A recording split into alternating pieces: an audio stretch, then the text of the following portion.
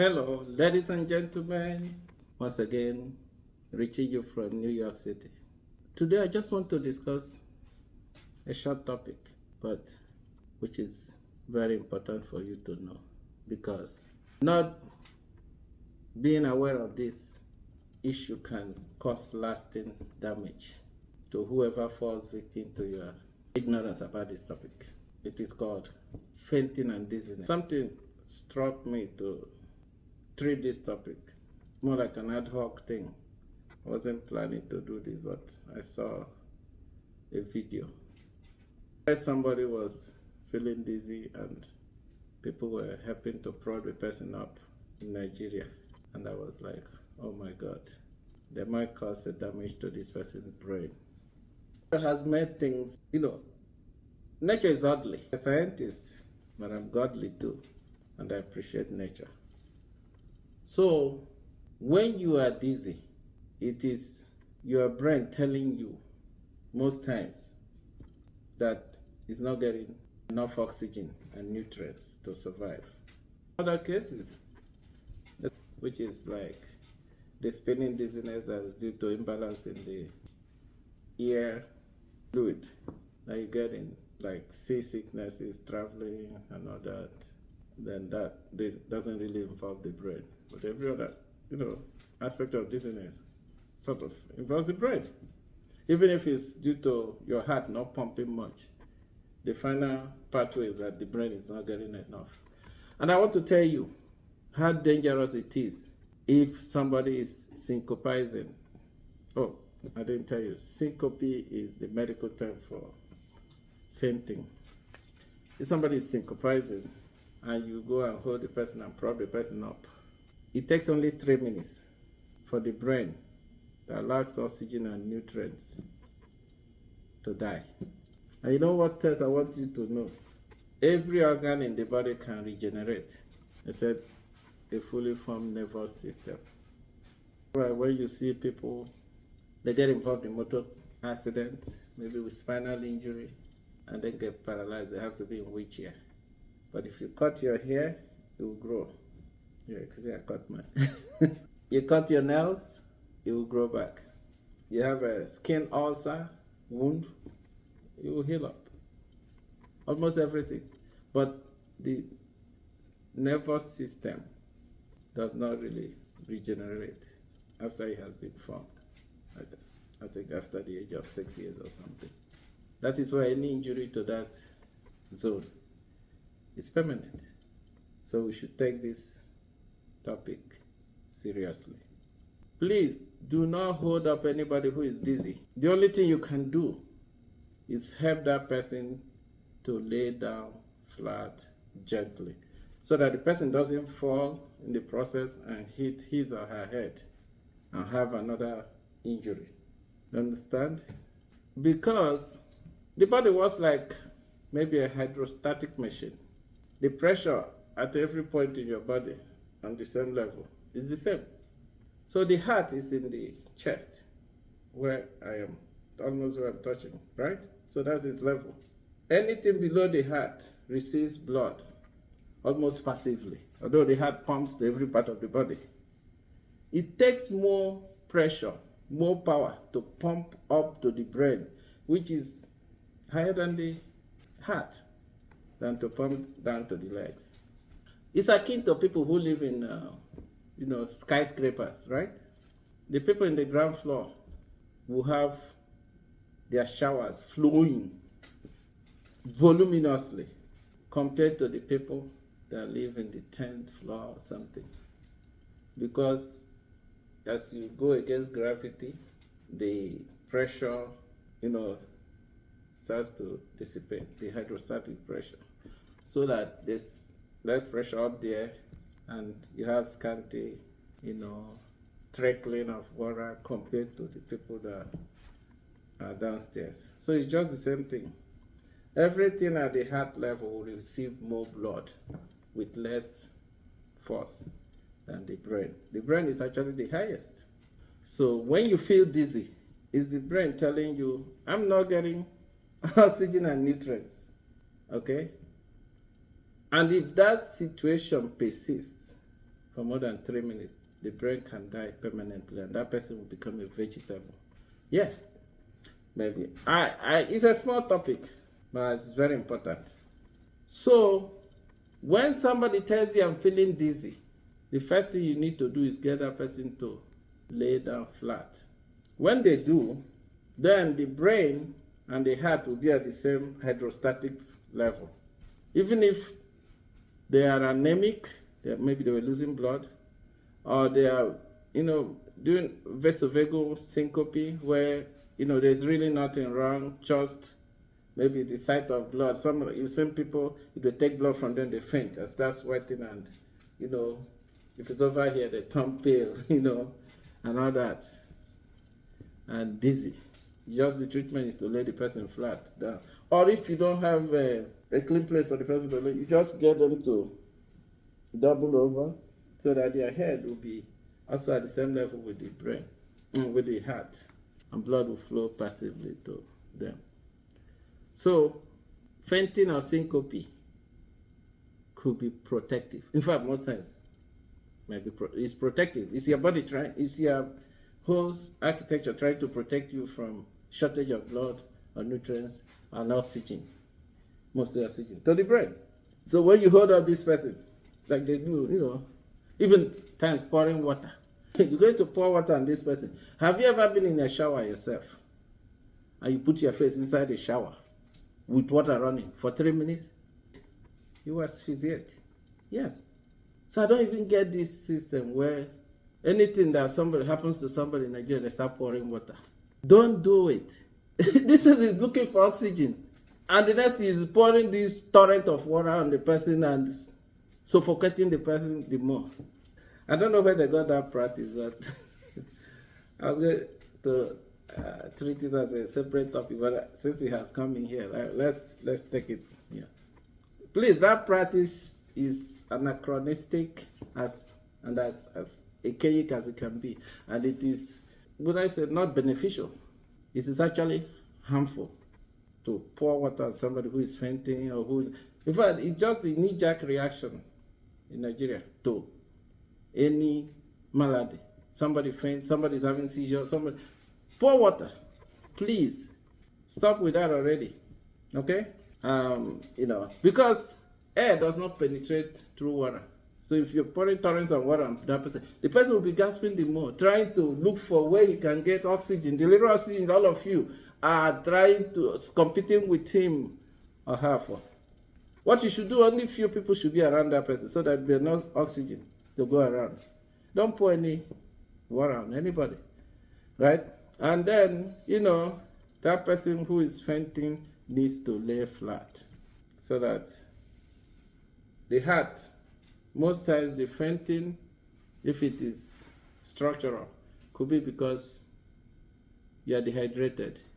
So by being dehydrated, there isn't enough fluid for the heart to pump to the brain with oxygen and nutrients. So your brain is telling you, guy, I need help. Then you feel dizzy. That's why when most people faint, they get up immediately.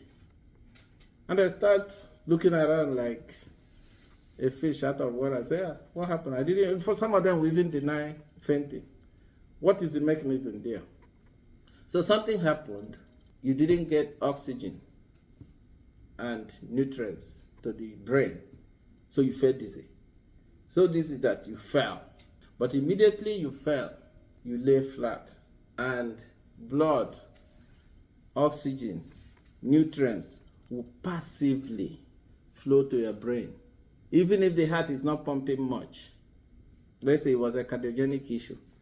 Or, like dehydration. Or even hemorrhage, bleeding. You bled out so much, Or maybe you have enough fluid, but you have maybe heart failure or weak heart or something happened that you can't pump.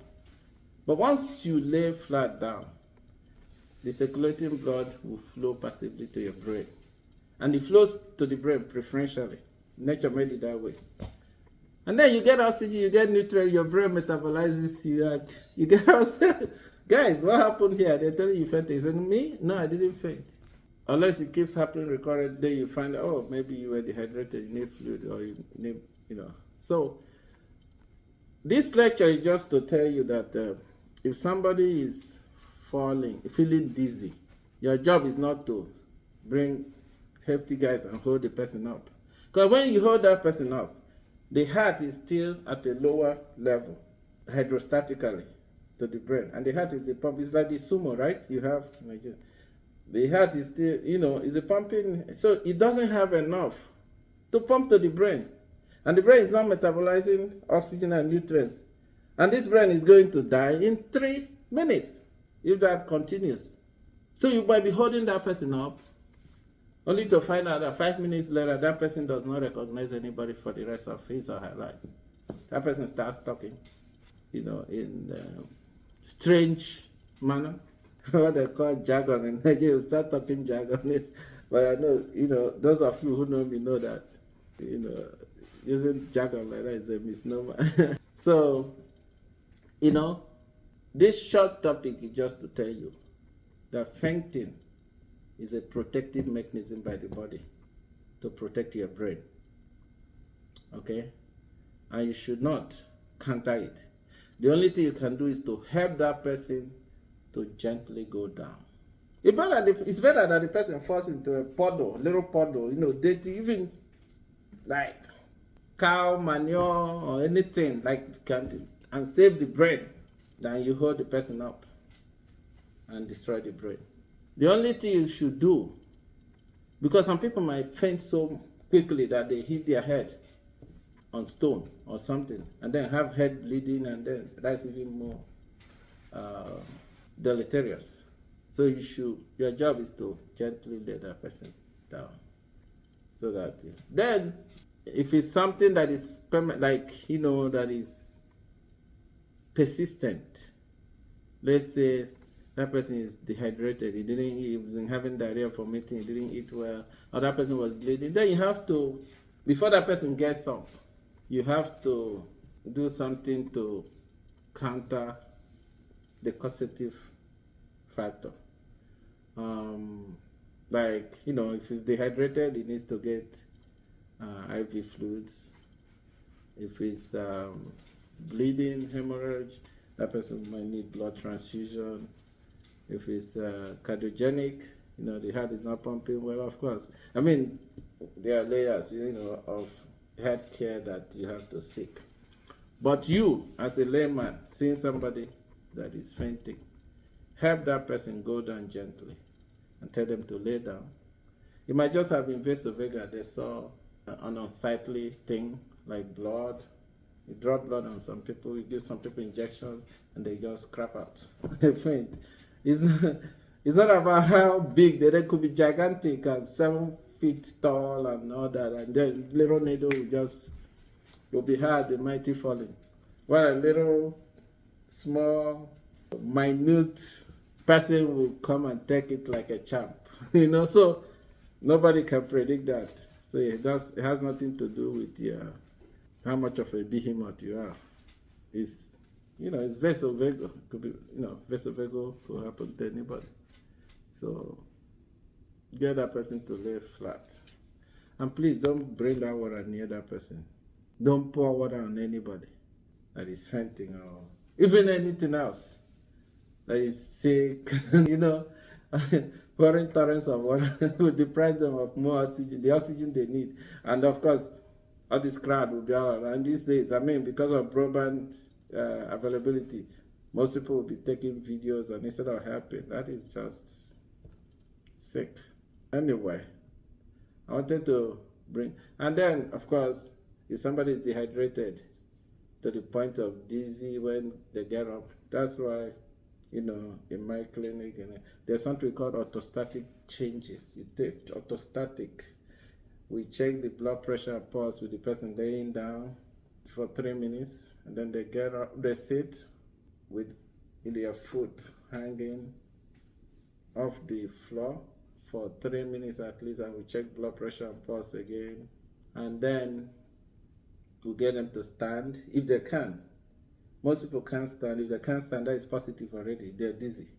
But if they can stand, they have to stand independent of anybody, and they can't lean on the bed or anything. They stand for 3 minutes, you check it. So we check for changes. If that person is orthostatic, from laying down to sitting and standing, their pulse should shoot. And if it shoots more than 15 points, at times you take 10 points. Let's say laying down was 70, standing up is 97. That's orthostatic. Even up to 70 to 80 even. With symptoms. Dizziness, yeah, we could play for it. Then the pulse is the most responsive to this. Then the blood pressure too, in severe cases, if there's a drop of systolic by up to 10, when they go from lying to sitting and standing, then that person is orthostatic. It means it doesn't have enough fluid. It could be because they lost blood or they didn't drink enough, but that's orthostatic, and we give fluid. This way, you know, I'm not an advocate of all these drifts that are abused, but this is where I'm advocating. And that's the other thing. There's a whole lot of people that don't know, especially auxiliary nurses and all that, and levels, drug store owners there, they are called chemists, that don't know that you could actually give somebody normal saline IV within 30 minutes, 1 liter, like pour it in. They actually think it will clog up the heart and the person will swim to death. No. If you are dehydrated, you could do that. The person will need to have the fluid go. If you are doing your usual 4-hour, drip, that person will just not stay in the vascular system, especially if somebody is hypotensive. Before he could stay in the vascular system, he has already extruded, and the problem will still be there. And then, of course, if you don't give isotonic fluid like Regan's lactic or normal saline, you mix it with dextrose, like most people do, then you are just causing osmotic diuresis, and everything will go. Anyway, I think we treated this somewhere else. So that kind of person would need fluid, isotonic, normal saline, Regan's lactic, maybe even, or blood, depending if they lost blood, and it has to be rushed until to the point that they are no more orthostatic. Then they can drink and orally. So I just wanted to bring the issue of fainting to you. Let them faint, but protect them from hitting their head. The most important treatment you're going to give that person is to lay them flat, so that passive flow of blood to the brain can save their brain for life. Then, if it's an ongoing thing, they keep laying there until you give fluid or blood or anything. But I see out in the street there, somebody's dizzy, falling, they could hold the person up and prod the person. Oh, don't forget the torrent of water. Good Samaritans will rush to bring water and start pouring. Everybody will crowd and be suffocating the person, competing with them for the oxygen, the little oxygen they need. Pouring water, holding them up. That's like 3 harmful, deleterious things. And you wonder why some people after this cannot recognize anybody. And once it happens, it's permanent. The nervous system does not regenerate at all. Okay, so I hope this short topic has brought to the fore this very important aspect of our existence, because the brain controls, even the eye is part of the whole, thing, because the optic nerve abuts into the brain. Brain controls everything. So we gotta protect it. Okay. So if you are dizzy and the room is turning like a fan, or you feel like you are spinning like a fan, like what they used to do to us when we were young. We go to the football field to play, and our big uncles will hold us by 2 hands and fling us round, and then drop us to stand, and then we'll be just, you can't stand. You'll be dropping, trying to get up, and you roll over and all that. That's what is called vertigo, a kind of dizziness that is spinning in nature. And it's because when they do that, the fluid in the inner ear on both sides, because for you to have good balance, the fluid level has to be exactly the same. If one goes like this, then you start going, spinning this way. If it goes like higher like this, that's why people who travel in boats and ship have what they call seasickness. What is that seasickness? They're going to be dizzy because the wave is just doing everything like this, and the fluid in your ear is going up and down, and then you'll be spinning, and then it's associated with nausea. Some actually throw up, some have to close their mouth, because if you want to talk, you just, so it acts on the vomiting center too. It's called vertigo, spinning dizziness. That's a very safe one, really, because it means it has nothing to do with your brain. It's not going to damage your brain. It's in the ear. Over here, we don't even investigate it much. Just give the medicine that, mostly anti-vomiting medicines, and, some of them with better extension like, meclizine and all that. That's what we give for that. And it also happens to people who travel by road. Some people, once they enter a car, they want to throw up. That's what's happening to them. They get it's travel sickness. Especially if you're in a good road where the driver is almost flying, and then, there's an undulation, and then you see yourself like hydroplating, or kind of feel like you're flying through the air. Gives you all that kind of feeling of nausea and all that, and yeah, so that's also an aspect of this kind of dizziness called travel sickness or vertigo. That one is safe. That's not the one I'm talking about. I'm talking about the one that involves the brain. You need to protect the brain in that situation. It's just what this topic is all about. You can ask, you can view, comment, share, chat, and ask questions, and get more elaboration or elucidation. I'll just in the code, let me just do this and continue with what I was doing. Thank you for listening, and I hope you come back next time for more topics. At the end of the day, I'm hoping that this plethora of subjects and treated topics will form a composite picture for you to be almost complete in your preparedness to deal with your ailments. Remember, it's your body. If anything happens to you, it's nobody's issue but yours to protect yourself.